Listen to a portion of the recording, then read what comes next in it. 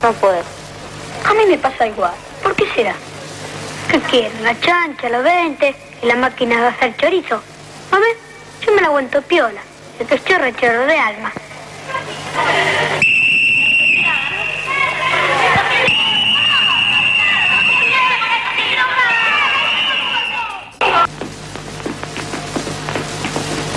Rosas. Rosas. Venga. Señor. Venga para acá. Baje los brazos. Lo vi cuando se levantaba. Dígame qué se le había ordenado. Que diera vuelta, señor. Usted es insoportable. Usted es una porquería. Usted es la manzana podrida. Usted me lo corrompe a todo. En Sanos de la Azotea te contamos de dónde venimos.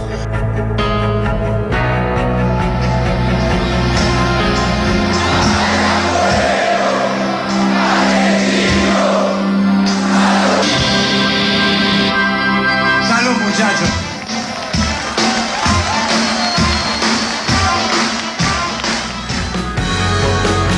Con Laura Sacchetti, profesora e investigadora especializada en historia de la salud y el arte.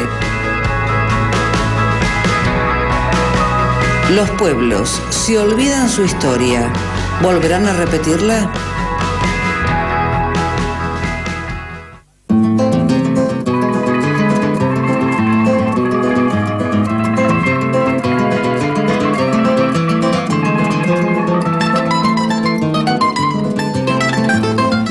Bueno, arrancamos con... Te contamos de dónde venimos y ya la estamos saludando a Laura Sacchetti y aprovechamos para decirle, porque acaba de pasar el día del profesor o profesora, así que Laura, buenas tardes.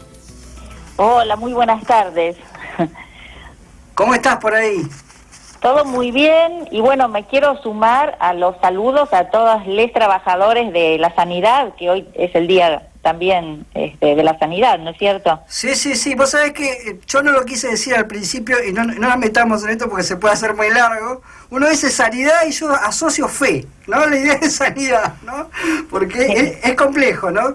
Quedarnos con esa palabra ahí. Es complejo. Sí. Acabamos de oír un maravilloso relato que, como todo lo que viene del arte, no hay que explicarlo, ¿no? Pero que nos da pie para seguir hablando de lo que veníamos, un poco de esta ortopedia que va más allá de las correcciones, que va a tratar de compensar lo que se tenía por el efecto nocivo proveniente de una herencia que era considerada impropia, ¿no? Uh-huh. Y entonces esto cae muy duramente, como se explicaba en la introducción, en la generación del 80 y de ahí en más, en los principios del siglo XX, esto también. Al punto que va a haber una clasificación muy clara entre la infancia, considerada estos años de aquellos que podían pasarlo contenidos por una familia y hacer el recorrido escolar, pero distinto era el caso de los menores. Y menores se consideraba a los huérfanos, a los pobres, para quienes no había una contención familiar, y entonces el circuito obligado era la calle para terminar institucionalizados. Bien. El Estado va a tener desde la época de Rivadavia la sociedad de beneficencia que regía la casa de los expósitos, pero el Estado va a crear el patronato de la infancia para este grupo que consideraban que demandaba control. Demandaba control, y este era un problema de todas las ciudades de la modernidad. La cantidad de niños que no tenían una familia por distintas razones. Solamente en Buenos Aires, vos sabés que para principios del siglo XX, el 30% de los nacimientos eran nacimientos ilegítimos, así se los consideraba, los que no venían de una estructura legalmente sancionada por el Estado, ¿no? Entonces, había muchos chicos que no tenían un padre, y si tenían madre, el Código Civil nuestro nos declaraba a las mujeres incapaces de ejercer la tutela y la patria potestad. La mujer solamente si era viuda o si era la abuela del niño podía tener su tutela, y si no, estos niños terminaban en el patronato de la infancia, en donde, bueno, se les enseñaba un oficio para habilitarlos a ser buenos trabajadores. Muchos de ellos terminaban luego contratados en las fábricas o a veces en pequeños talleres artesanales. Había muchas más niñas abandonadas que niños, y muy tristemente el destino de estas chicas era, en el mejor de los casos, el servicio doméstico, y en el peor de los casos, la prostitución. Buenas tardes, Laura. Te saluda Noelia Roldán. ¿Cómo estás? Noelia. Hola, bien. Laura. ¿Cómo estás? Laura, ¿qué instituciones llevaron a cabo adelante esta tarea? Mira, esta tarea fueron los higienistas los que recomendaron que había que controlar a estos menores por su potencial peligrosidad, ¿no? Por un lado, porque se consideraba muy fuerte la influencia de la herencia, entonces de padres tuberculosos, con problemas de enfermedades venéreas, alcohólicos. Solamente se esperaba que naciera niños que ya venían con deficiencias físicas o morales, como se decía en la época. Sí. Hay toda una concepción muy lombrosiana, ¿no? De si los niños no son armónicos estéticamente, es que tienen algún problema mental o moral. Hubo por aquellos primeros años del siglo un caso muy resonante, un menor de edad de 16 años, Cayetano Santos Godino, que cometió era un asesino serial realmente, ¿no? Mataba niños. Y con ese juicio lombrosiano se lo prejuzgó antes del juicio como un criminal nato, que portaba todos los estigmas de la degeneración, se decía. Su cara era deforme, tenía grandes orejas, de ahí que el apodo con que todos lo conocemos es el petiso orejudo. Sí.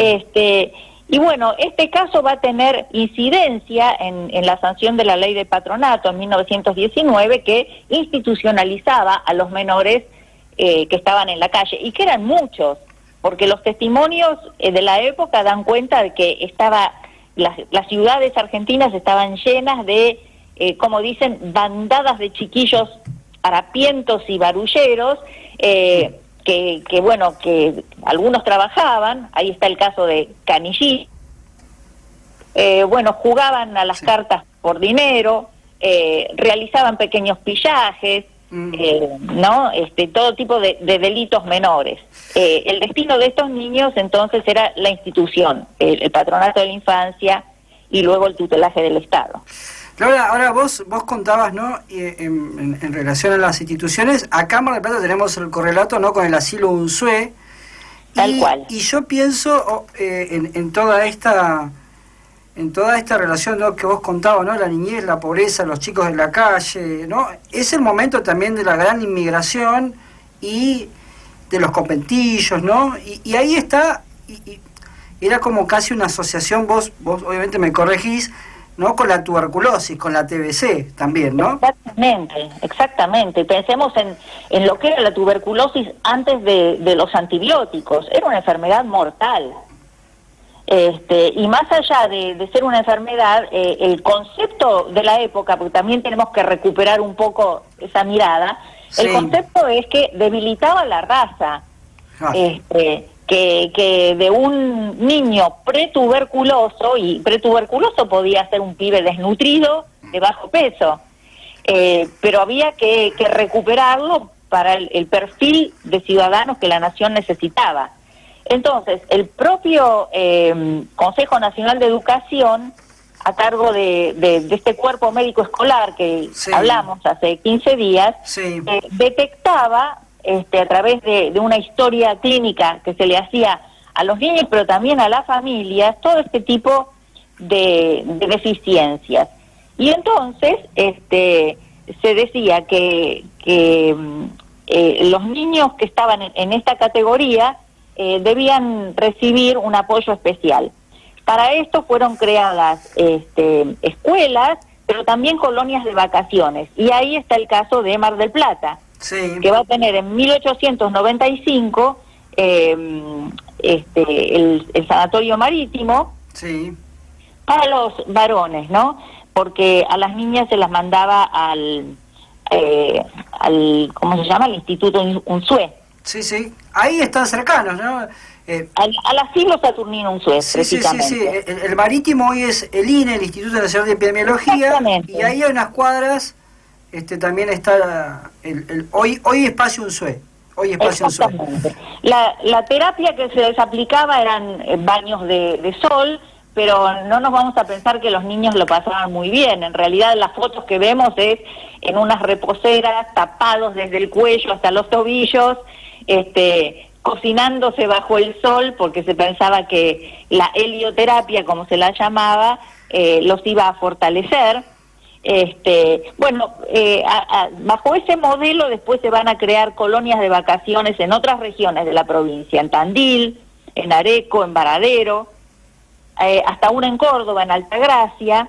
Esto era para las vacaciones, pero también van a funcionar en distintas ciudades las escuelas para niños débiles o pretuberculosos, que me imagino el estigma que sería cursar la escolaridad en esas escuelas, ¿no?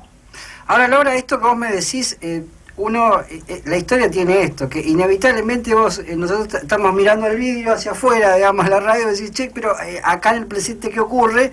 Digo, esta gente evidentemente estaría a favor de bajar la edad de imputabilidad, sin ninguna duda. ¿No? Exactamente, esa es una de las líneas argumentales que debemos superar